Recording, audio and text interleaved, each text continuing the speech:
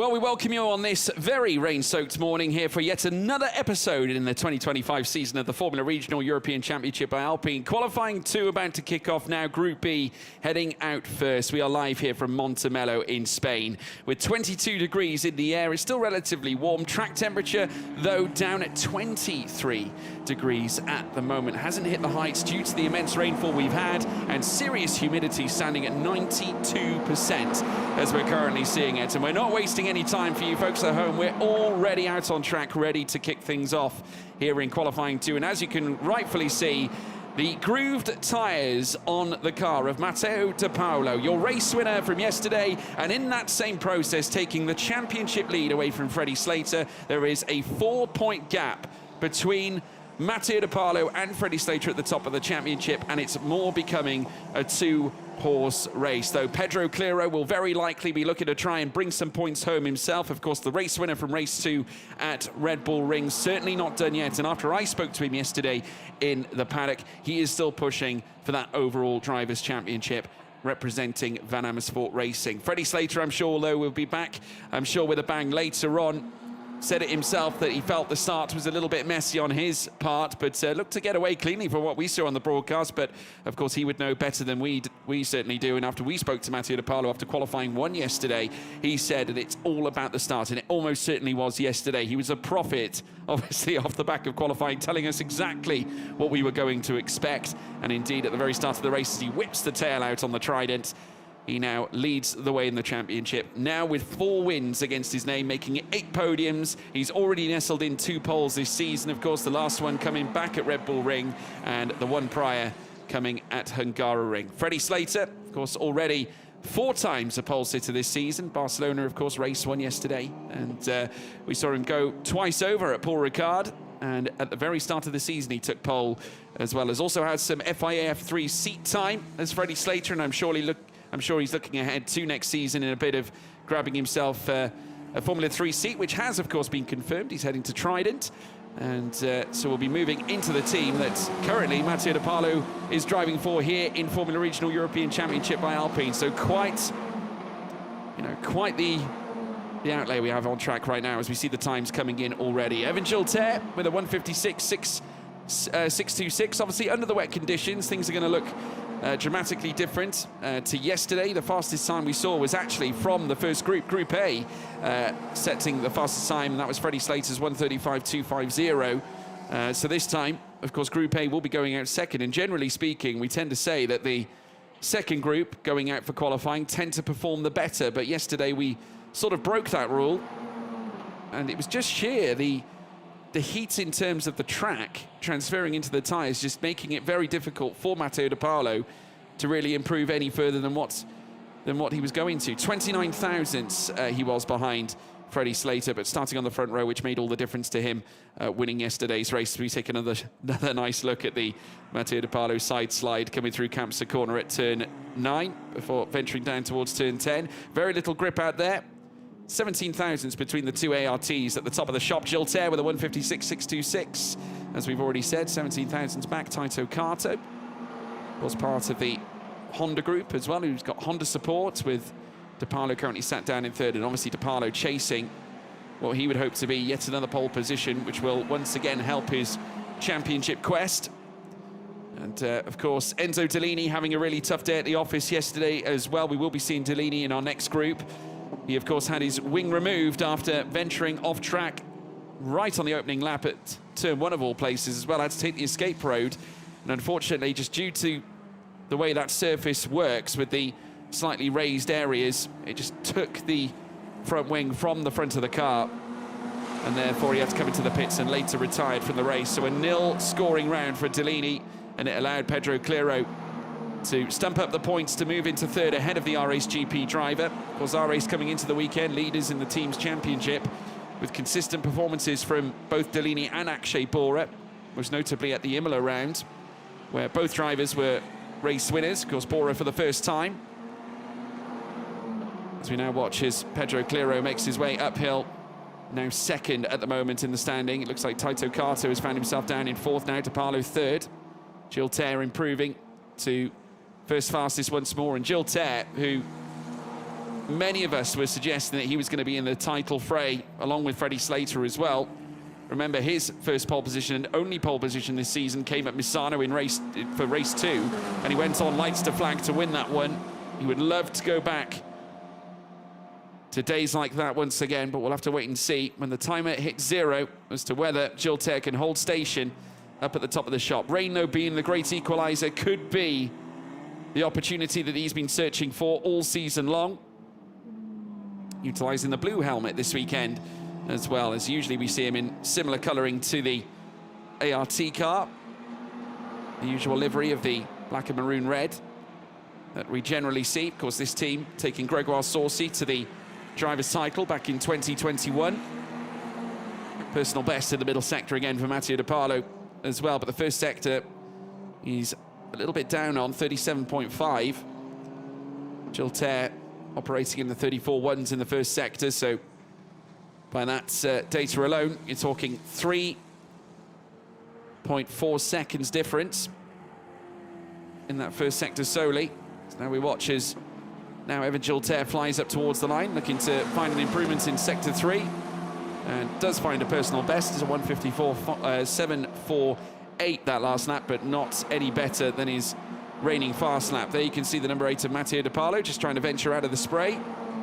Of course, the rain has slightly abated things since this morning. It was a lot harder earlier on, so it does make things slightly more straightforward for the drivers to make their way around in. Of course, we have had some GT racing supporting heading into this qualifying session, and they had the brunt of the conditions, really, but still some heavy spray being lifted off the rear tyres with the Pirelli rubber burning it into the track surface. But it certainly isn't as bad as the rainfall we experienced first thing this morning as we were walking in to the circuit first thing this morning. But still some green times coming through. We've got improvements as well for Ruiki Liu and Hiyu Yamakoshi with a green middle sector at the same time, 47.178. So 34.9 in the first sector, though, for Yamakoshi. He had a tricky qualifying yesterday as well, had to fight his way through the field. Couldn't quite pull off the same exploits as Jin Nakamura from Red Bull Ring, who won the Pirelli Rising Car Award, as Matteo De Parlo once again just gets a little bit squirrely coming out of turn 9. Heading down through towards turn 10 again, 39.1 in the first sector for Evan Gilles. Matteo De Parlo green in that first sector, and that's a more requisite first sector there from Matteo De Parlo, 34.843 inside the first sector. Wasn't a personal best, but more in line with some of the better first sectors that we've seen. Hiyu Yamakoshi's improved to fourth fastest as well. Dion Gauda, highest placed rookie at the moment in this group, 8th here at this moment in time. His last lap of 1:56.966. Here comes Matteo De Parlo around the final corner. The rain lights, of course, on here in these damp conditions here at Barcelona. Here comes Matteo De Parlo, and no improvement as of yet. Still remains behind Pedro Cleiro, who would love nothing more than to ferry a win in his own direction. Of course, Cleiro searching for a third. He's already captured 3 pole positions so far this season. One more than Matteo De Parlo, in fact. De Parlo actually level with his good friend Enzo Dellini in terms of number of poles acquired so far this campaign, as we watch as the number 7 of Nando Vidbiran Bhakti, who was really impressive yesterday, managed to muscle in his best point-scoring finish of the season, capturing 10 points after finishing in P5. It was a cracking drive from that young man as they look ahead to the rest of the weekend. And there's Hiyu Yamakoshi now making his way through out of turn 9 and down the hill through towards turn 10. You can just see there looking for the sprays. Pedro Cleiro now goes fastest. He found a purple final sector. Great lap there from Cleiro. So that's Hiyu Yamakoshi's teammate now who's rising to the top. It was a personal best middle sector for Cleiro. And that's actually set him apart from Evan Gilles by 81 thousandths of a second. So there are improvements now starting to be ferried in. Hiyu Yamakoshi was just looking for a little bit of extra dampness out on track, just so we can get more grip out of the tyres. He now flies downhill through the final 2 corners. And using plenty of that runoff as well as they come through the final bend now, before then jettisoning down the straight. Cleiro once again finding more time in the first sector and could be good value for a pole position finish come the end of this session. And Gilter, though, going purple in the middle sector. Looking very strong at the moment is Evan Gilter. Here he comes now through the final corner. Minus 72 through the first sector. Here comes Gilter to try and put a notch on his lapel and break ahead of Pedro Cleiro this time. Comes across the line, no improvements, has lost time in that final sector. Cleiro, though, with a chance to improve again, 34.013 in sector 1. Taito Kato with a green middle sector as well at the same time. Nandavid Birimbakti improved in the final sector, but still remains down in 9th fastest. It's a green middle sector again for Cleiro, and he could once again apply yet even more pressure to Gilter in second place, and also by extension Matteo De Paulo. It's 81 thousandths between the top two at the moment. Remember, the last time set in place by Cleiro was a 1:54.365. That was the fastest time to put him in P1. And now, if he continues this rampant rain at the very top, he could yet find himself in the 153s as he now takes a turn around the final corner. It could be a 153 flat if he carries on like this. As he now comes across the line, it will be a 154.154. Just lost a little bit of time through that final sector, but it was enough regardless to improve the deficit between himself and Gilter to just under 0.3 of a second. Fantastic lap from Pedro Cleiro. And there might not be anyone available to hold a candle to that lap time. A huge amount of pressure now on both Gilter and Matteo De Paulo. We've got improvements from Hiyu Yamakoshi and also for Dion Gouda. So the two other Van Amersfoort cars now looking to push up the rostrum.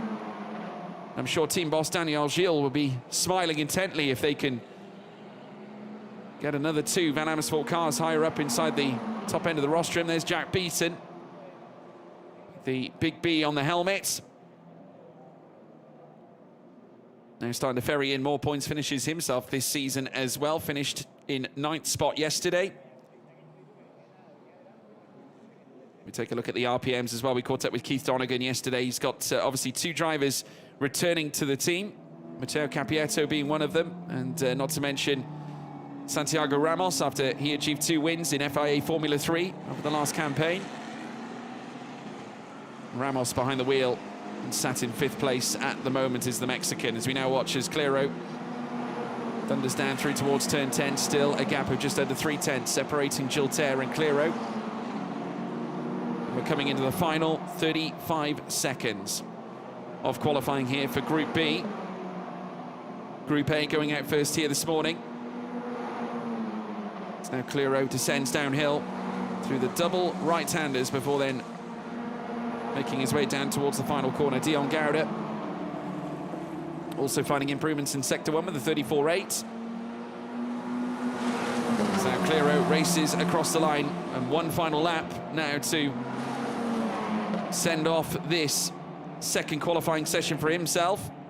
Brazilian showing all of his talent. He said it himself that he is still very much in this title fight, and he is points-wise for sure, but he needs to capitalise in every single race leading through to the end of the season. And of course, including today, we've got 5 races to take us through to the checkered flag of the 2025 campaign, with rounds at Hockenheim and Monza during Atchi Sport weekend, which will send off the final season of this series, now being partnered with Alpine. And look at this from Evan Gilter. He has found purple in the first sector, but so has Pedro Cleiro. The two reigning drivers at the top of the time classification here in Q2. They're now bringing in the big times, and Gilter purple in the middle sector as well. We could be seeing a last gasp effort here from Gilter, who gets it all wrong, coming through the final sector and into the gravel. The Frenchman, and now isn't that just the cherry on the Bakewell cake for Evan Gilter? It was going so well through the course of this lap, and it's all come to a grinding halt, but he's going to continue anyway to set the time. A big swapper with the hands coming through the final corner. And this again throws a huge opportunity Cleiro's way as the checkered flag is waved. Gilter losing an incredible 2.7 seconds. But Cleiro purple in the first 2 sectors. He has gone purple where Gilter has. He's not going to make a mistake through the final sector either, looking to rubber stamp and guide himself to furthermore provisional pole position Matteo De Parlo also already taken the checkered flag, so does he. Yamakoshi. Taito Kato dropped to 6 as Beaton moves to 5th, but Pedro Clero looking to feather his gap at the top, and does by over a stunning 6.5 tenths plus, nearly 6 3/4. This is the moment for Evan Gilter again, just getting those left tyres into the gravel, just overextending on the run up the hill. The pressure was mounting on poor Evan Gilter at that point. He knew he had a great chance, but it all fell afoul right when he needed it most, and it's Pedro Clero, provisional pole sitter so far. We still have Group A going out for the second part of the session, but that is an immense time for the young Brazilian, and every opportunity now to come away with yet another pole. It's Pedro Clero fastest here with a 1:53.773 for Van Amersfoort Racing, ahead of Evan Gilter and ART GP, who was so close to taking it back. Matteo De Parlo in 3rd, Hiyu Yamakoshi in 4th, Jack Beaton in 5th. Great lap from Jack Beaton right at the end to jump ahead of Taito Kato, ahead of Santiago Ramos in 7th as well, Ruiki Liu in 8th, Dion Gauda in 9th, highest placed rookie in this group, with Museo Capieto in 10th, and Nando Vidbiran back to 11th, Tim Gerhards in 12th, with fellow Santaloc driver Jaroslav Vasalo down in 13th. So Pedro Clero, his is the time to beat. So it's going to be the mission of Group A to go out there now and take it away. But that brings an end to Group B session. And we now look ahead to Group A. That'll be coming up very shortly now. So sit tight, everybody. Won't be long before we get back underway for the next session. Qualifying 2, certainly getting off to a busy start, and luckily enough, the rain is abated as well. Not a problem for us to deal with. You know, it's, must say, credit to the drivers. Very minimal incidents out there on circuits, apart from obviously Gilter's moment right at the end that cost him a potential provisional pole spot. I'm sure he'd be very disappointed with that, but still, he is going to feature on the 2nd row of the grid. But which side of the grid depends on whether Pedro Clero will be on pole position or not, and that will only be decided after Group A conclude qualifying. But it won't be long before we see them go back out there and look to lay down their final laps of the weekend in a qualifying trim situation. Of course, in Barcelona, historically, when we take a look at the pole sitters, we mentioned that Prema over recent years have been some of the best performers, certainly over the last 3 years that has come into race here. 4 occasions out of the 6 where we've qualified here at Barcelona, it's gone Prema's way, with our race GP taking 2 as well, with Gabriel Bortoleto back in 2022 and Tim Tramnitz in 2023. But Van Amersfoort have had their own share of success at this circuit as well, with obviously Pedro Clero, provisional pole today, but if you go back and cast your mind back to 2020, where Pierre-Louis Chauvet and Dennis Hauger were taking up pole honours through the course of the 2020 season. Eventually getting a victory with Pierre-Louis Chauvet in race 3. Could not quite convert Pierre-Louis Chauvet's first pole position, and Dennis Hauger's pole in race 2 as well. It was Oliver Rasmussen who stumped up the wins for Prema Racing. It's one thing to get pole, it's another thing to convert it. But if you're James Wharton from last year, of course, he went through a blanket weekend, taking poles in both qualifying sessions, and then later 2 victories as well. And now if you're Matteo De Parlo, obviously that's not going to happen for you this weekend, because of course not achieving pole today, but our championship leader will still be in amongst the front runners, and I'm sure it will lead to a very exciting race this afternoon. Group A now out on track as we kickstart the second half of qualifying 2, and it will be Edu Robinson heading out for G4 Racing alongside teammate Sakir Al-Moushari, who moved across to G4 Racing after starting with Axel at the beginning of the season. Edouard Borgner, also part of the G4 group. And we also have further down Nikita Bedrin from Santaloc Racing, who has been really impressive in recent weeks. If we go back to Red Bull Ring, put in a stern defence against Enzo Dellini in race 1 and bringing home 18 points. And it was back-to-back podiums after that too, when he obviously achieved a P3 back at Imola. That coming after Freddie Slater's disqualification from that session, and therefore promoting Nikita Bedrin inside the top 3. Currently sits on 64 points or 67 points. Oh no, 64 points. I was right the first time coming into the weekend. So it's been a good season for Nikita Bedrin, obviously helping Santalok progress through the single-seater ladder. Elsewhere, of course, improvements required from the likes of Hiyu Yamakoshi, who, you know, drove well yesterday to improve on where he started. Of course, twice a podium seater, came second twice towards the start of the campaign, back at Spa-Francorchamps, and of course Zandvoort as well. He's just ahead of Taito Kato in the championship rostrum, but there is a steady gap in between the two of them. It stands at 19 points at the moment between those two. Rashid Al-Dahiri in front of Yamakoshi as well. Evan Gilter chasing big points as well. He's only 5 back from Akshay Bora. But now the fast laps will begin here and now in Group A, qualifying 2. As we now watch a big twitch there from the 19 of Kanato Lay coming through the first sector. We're looking to follow suit with Evan Gilter, maybe even surpassing Evan Gilter, perhaps even challenging Pedro Clero's fastest time, which I'm sure will mean a lot to him. We've had so far this season 7 different pole sitters so far in an immensely close championship run. Got rather close there as well between the 31 of Akshay Bora and the G4 racing car just in front of him as well, as they peel off down through towards the Firth Curve out of Seat, and then they'll take the run up the hill through towards Campster Corner as well. There's the 19 of Kanato Lay, trying to find the line uphill, then through the very fast right-hander, which you can generally take flat out, but I think in these conditions they won't be trying anything quite like that. Still using all of the circuit, as Nikita Bedrin has a swapper further back too. Trying to squeeze every ounce out of this car. Obviously, Santalok well known for their sports car racing, but in recent years they made their single-seater debut in this very championship, carrying the name of Fittipaldi in their first season. Of course, it was Emerson Fittipaldi Jr. that was driving for them in the initial stages of their run in this championship. And of course, now Nikita Bedrin and all his experience, that proving vital to their continuation in single-seater racing as they look to improve and develop through each and every season. So they now come through the final corners. Kanato Lay registering the fastest time, 1:54.695. Nikita Bedrin, second fastest. Eddie Robinson into third. Sakir Al-Maushari into fourth. Now actually Bora jumps ahead of Al-Maushari this time in the R-Race GP, but still a fair gap from our P1 sitter right now. Rashid Al-Dahiri popping into third, just behind Nikita Bedrin. Jin Nakamura into fourth. Enzo Delini now into fourth, ahead of his teammate Nakamura. As the number 3 of Sakir Al-Maushari makes his way through. Michael Bellov from CL Motorsport just behind Delini now this time. Freddie Slater up into 6.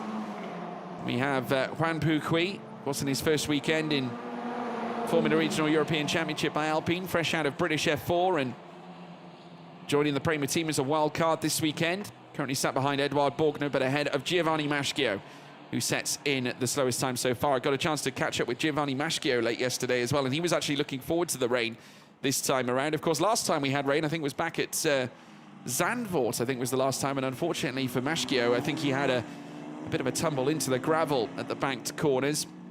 Be hoping he doesn't have the same again this time, but down in 13th at the moment. Of course, these are just the initial laps we're seeing. Got 9 minutes and 40 to run. But it's Lay, Bedrin and Al-Dahiri at the moment. The current time nestled in is a 1:54.695. Not requisite of pole position just yet. Of course, remember, Pedro Clero's time is the one to beat of a 1:53.773. So we see them all clambering over one another, coming down in towards turn 10. There's Rashid Al-Dahiri in the Yas Heat liveried Prema. And then comes the 23 of Enzo Delini, fresh off the back of losing his front wing in yesterday's race, looking for an improved race this time. You'll be hoping his race can actually get started here this time as well, and searching for the spray. Now, this is going to be the challenge for this group, because whilst, of course, it is wet conditions, it's a challenge for every group this time. It's actually improving out there on track, but not improving enough, you'd fathom, for slick tyres. So they're now being tasked here, Group A, of finding the wetter lines so they can maximise any ounce of grip they can on these wet tyres. Jin Nakamura with an improved time, but not an improved position. He's just actually lost his position to Enzo Delini again now, P4. So Nakamura back down to 5th. Belov now uproots them both, so now pushes his CL Motorsport car into 4th place. So a good lap there from Michael Belov, who will feature on row 8 if it stays like this. Canato Lay, purple in the first sector on this lap as well. You just see Enzo Dellini fighting his car through the first sector and yearning to find more time. There's an improvement in the first sector for Akshay Bora as well. Jin Nakamura finding time. 2 greens for Michael Belov. Canato Lay, purple though, with the 76 thousandths improvement on his first time, but Enzo Dellini, after fighting the car, has actually found a purple first sector of his own as well, a 34.141 to go quicker on this lap by over a tenth of Canato Lay inside that first sector. So Canato Lay now needs to try and find something else in the latter 2 if he wants to retain this P1 spot right now with 7 minutes and 40 to go. As he descends downhill, taking that tighter line to the inside, will now need to go out wide in order to undertake the corner. Just swapping the hands now as he makes his way through the left-hander at turn 10.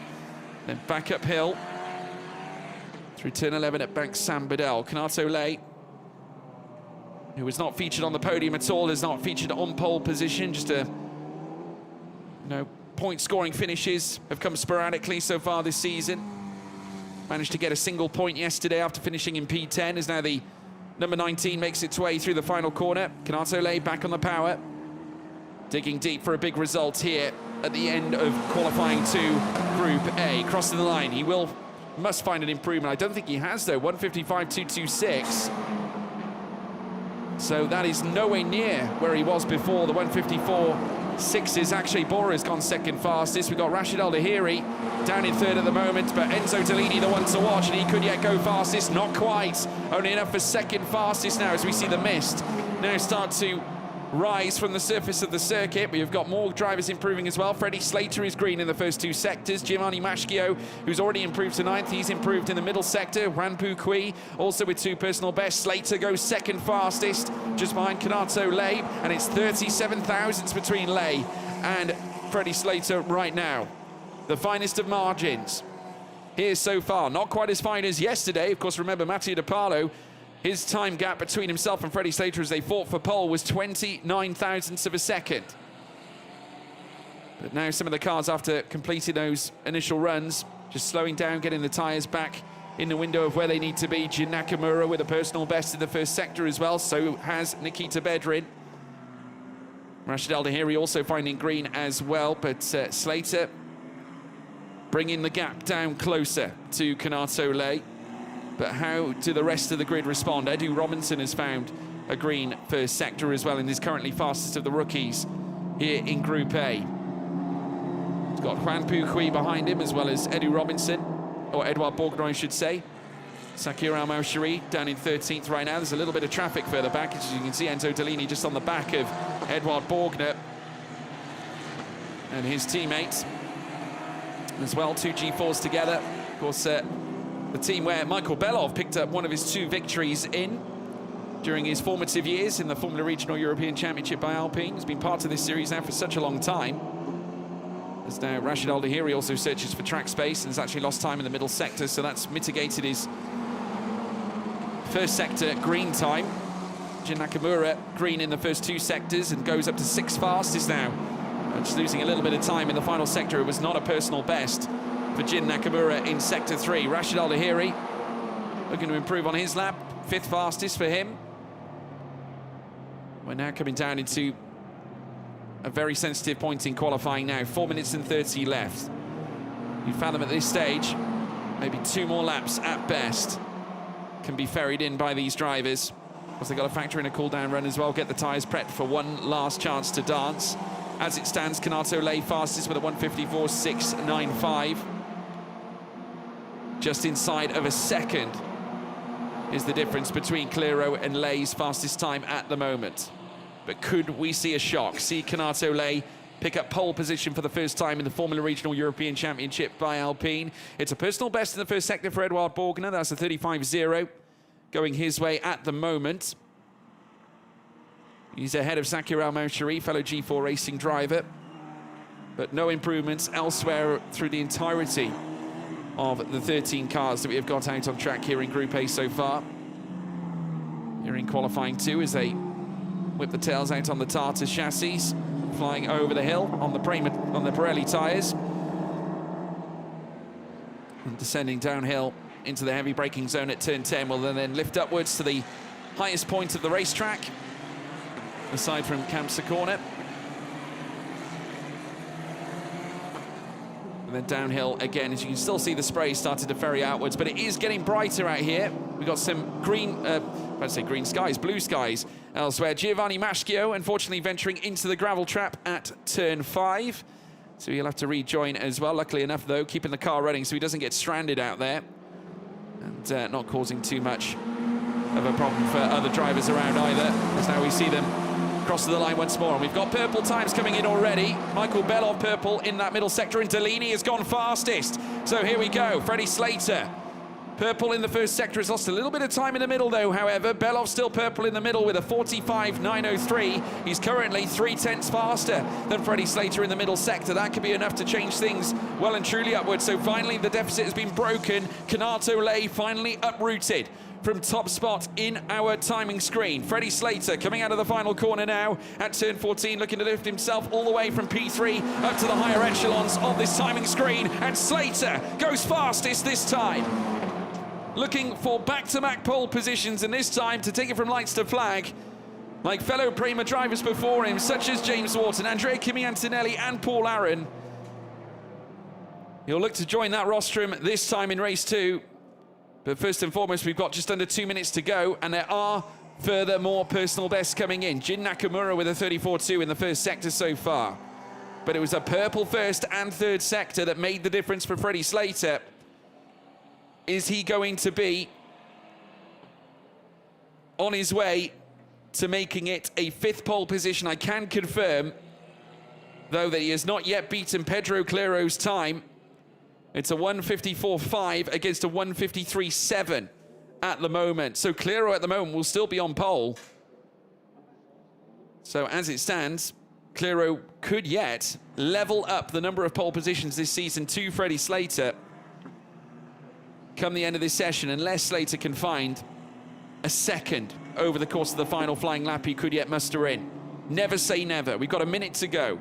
Jin Nakamura has gone purple in the middle sector as well. It just seems to me that because the track is improving, that it's actually going against those, or all the drivers that are on wet tyres at the moment. They're all on wets, obviously, just due to the nature of the conditions we've had at the start of the session. It hasn't necessarily dried up enough for dries. We can just see that it's definitely a lot drier out on the track right now. And Jin Nakamura going first fastest. Jin Nakamura now uprooting Freddie Slater. Last gasp fireworks here at Barcelona. And Jin's not done yet. He's getting a lovely toe off Rashid Al-Dahiri, but not enough to get past the Mercedes junior driver. But supported by Toyota Gazoo Racing. It may not be pole, but it's a front row start, which makes things slightly easier for Jin Nakamura, recipient of the Pirelli Rising Car Award back at Red Bull Ring in race 1, after making his way from the back of the grid up 20 places and making his way into the points. Well, things are going to look slightly different potentially for race 2, because he could be starting on the front row this time.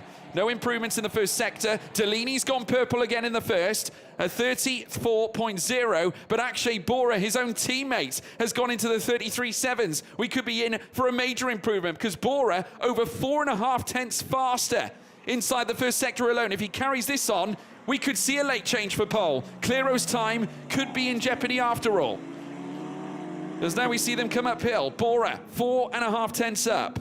Delaney also up on his time. We've also got Rashid Al-Dahiri just improving his own time, but he is still behind Jin Nakamura's time at the moment. And Nakamura being coasted along in the wheel tracks of Rashid Al-Dahiri at the moment. Delaney just in the rear of shot as well. And Akshay Bora also doing the same. It's purple in the middle for Rashid Al-Dahiri though at the moment. Delaney taking it away.